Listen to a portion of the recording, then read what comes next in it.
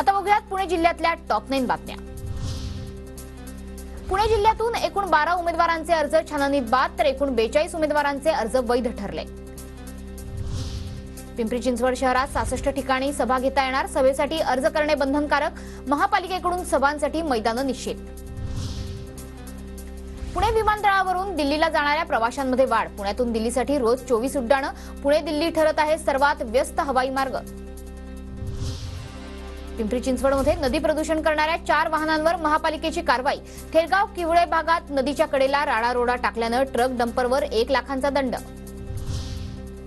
केंद्रीय निवडणूक आयोगाकडून मतदान पार पडलेल्या ठिकाणी शिक्षक नियुक्तीच्या कार्यवाहीस परवानगी, जिल्हा परिषदेच्या सर्व मुख्य कार्यकारी अधिकाऱ्यांना शिक्षक भरतीबाबतचे निर्देश।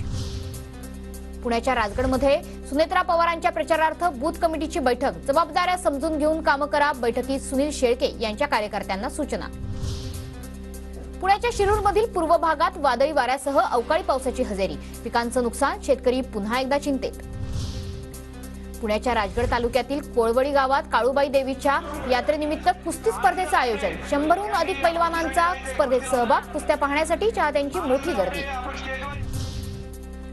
पुण्याच्या खेडमध्ये श्री भैरवनाथ महाराजांच्या यात्रोत्सवानिमित्त बैलगाडा शर्यतीचा थरार, भर उन्हात नागरिकांनी लुटला बैलगाडा शर्यतीचा आनंद।